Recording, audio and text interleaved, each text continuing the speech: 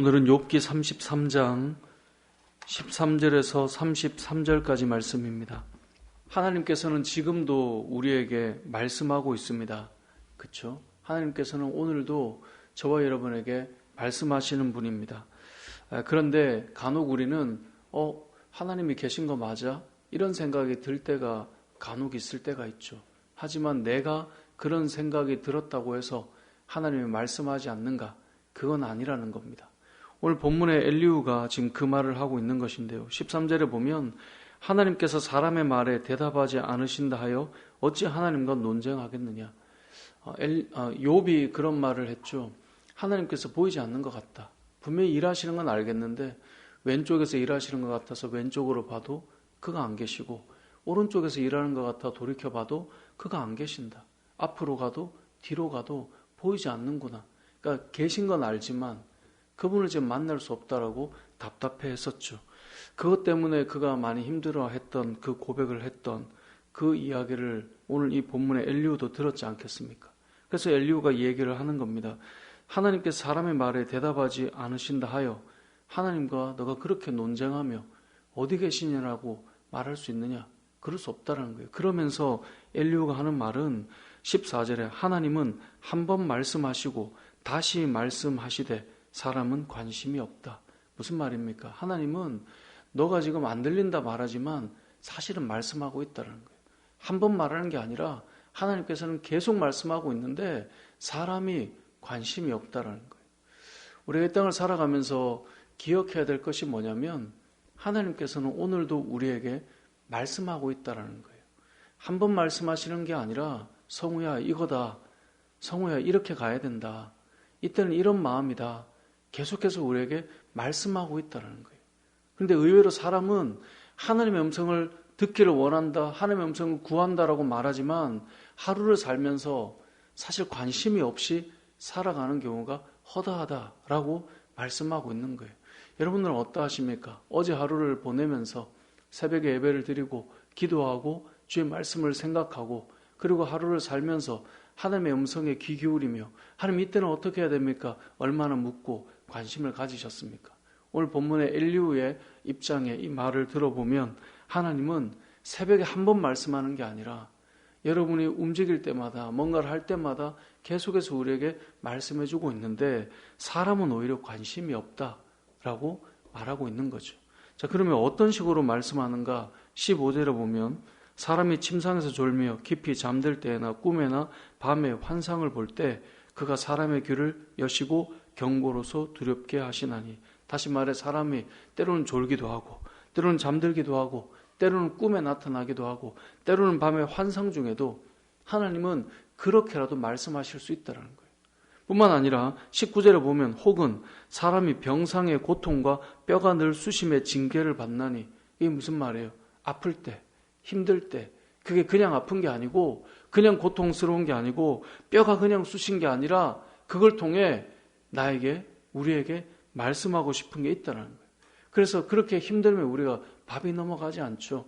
음식이 이렇게 입맛도 없죠. 20절에 보면 그의 생명은 음식을 싫어하고 그의 마음은 별미를 싫어하고 그의 삶은 파리하여 보이지 않고 보이지 않던 뼈가 막 드러나고. 자, 이게 지금 누구의 상황과 같아요? 욥의 상황과 너무 닮아 있잖아요. 근데 그렇게 그냥 아픈 게 아니다. 그렇게 아픈 시간에 그때에 때로는 입맛도 없고 때로는 너무나 내가 좋아하는 별미도 싫고 그러한 때 그 모든 것들은 하나님이 지금 너에게 말씀하고 있는 상황이다 라고 지금 오늘 엘리후가 우리에게 또 욥에게 알려주고 있는 겁니다. 결국 하루를 살면 하나님께서는 우리가 끊임없이 말씀하고 있다는 것을 우리는 기억해야 됩니다. 근데 문제는 우리가 관심이 없다는 거예요. 하나님은 계속 말씀하시지만 사람은 관심이 없다는 거죠. 하나님께서 왜 계속해서 말씀하실까요? 16절에 보면 그가 사람의 귀를 여시고 경고로서 두렵게 하십니다. 그렇게 말씀하시는 이유는 17절에 이는 사람에게 그의 행실을 버리게 하려 하심이며, 그러니까 너 거기서 돌이켜. 지금 그렇게 하지 마 라고 우리의 삶을 돌이키게 하려고 지금 말씀을 주시는 거예요. 지금 너 지금 그렇게 가고 있는 거 이제 그만해야지 라고 말씀하고 있는 거죠. 또한 사람의 교만을 뭐 하려고요? 막으려 하심이라 라고 17절에 말씀하세요. 하나님께서 왜 말씀하고 있는가? 너 지금 교만해. 그거 아니야 라고 말씀하시려고 하나님께서 우리에게 계속 알려주시고 들려주시는 거예요. 근데 우리는 귀를 막고 하나님의 음성에 관심이 없는 거예요. 늘 우리는 하나님의 뜻은 무엇입니까? 라고 말은 던지지만 실상 하나님의 음성은 듣고 싶어 하지 않아요. 하루를 살면 우리의 마음은 교만하고 우리는 그만해야 되는 행동을 계속 하고 있다는 거예요. 그래서 하나님께서 우리에게 말씀을 주시는 이유가 17절에 그 행실을 이제 그만 좀 해. 그리고 너 교만한 거 이제 좀 내려놔 라고 말씀하려고 우리에게 말씀을 주신다는 거죠. 더 나아가 18절에 보면 그는 사람의 혼을 구덩이에 빠지지 않게 하시며 그 생명을 칼에 맞아 멸망하지 않게 하시려고 말씀하는 겁니다. 한마디로 우리의 영혼을 지켜주시기 위해서, 우리의 영혼이 멸망으로 가지 않도록 하기 위해서 하나님은 지금도 말씀하고 있다라고 엘리후는 표현하고 있는 거예요.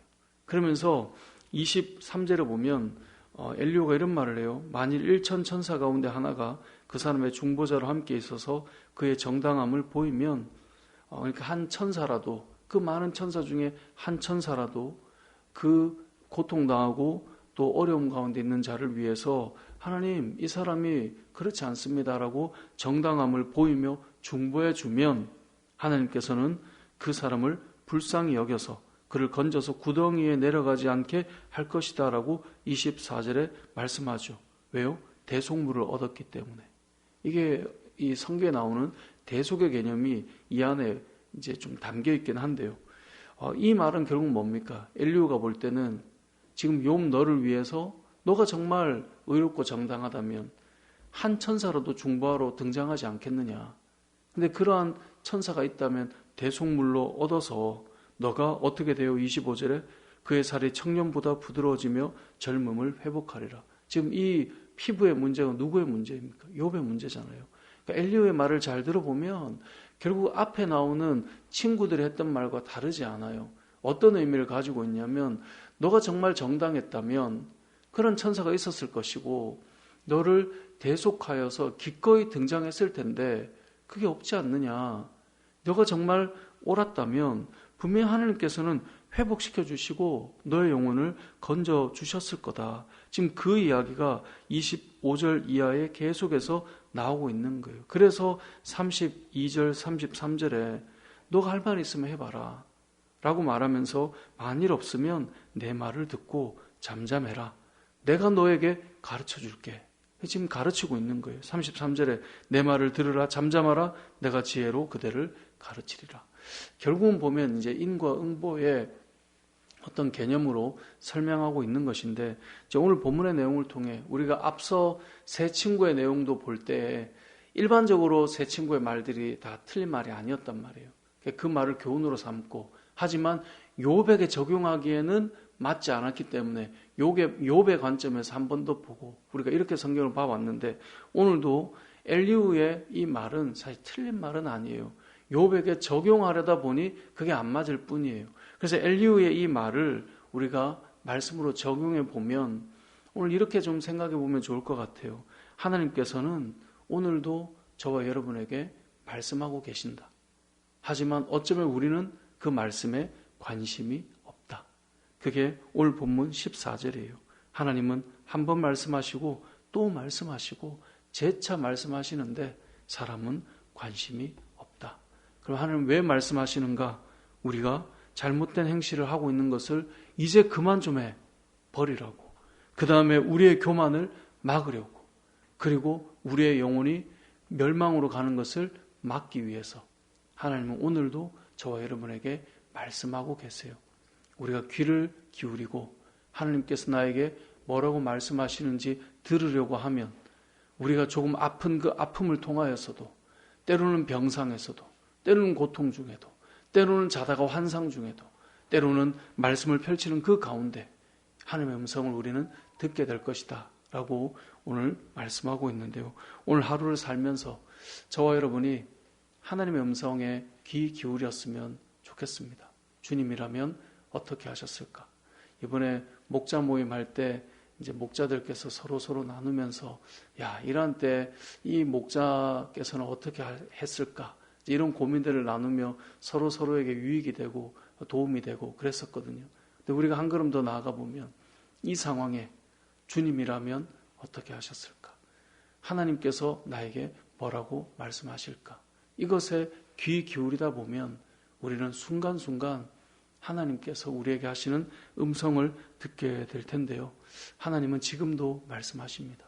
사람이 의외로 관심이 없어서 듣지 않고 살아갈 뿐인 것이죠. 오늘 이 새벽에 기도하는 이 시간도 하나님 말씀하시지만 여러분이 집으로 돌아가며 걸어가는 그 시간에도 하나님은 말씀하시고 출근하는 출근길에도 하나님 앞에 귀를 기울이면 말씀하시고 일을 하다가 고나여 잠깐 멈추고 쉬며 하나님을 생각할 때도 하나님은 말씀하시고 하나님은 오늘 하루 여러분에게 또 말씀하시고 또 말씀하실 텐데요. 우리가 귀를 기울이며 주의 음성을 듣고 하나님이 원하시는 삶을 또 하루 살아나가는 저와 여러분의 삶이 되시길 주님의 이름으로 축복합니다. 아멘.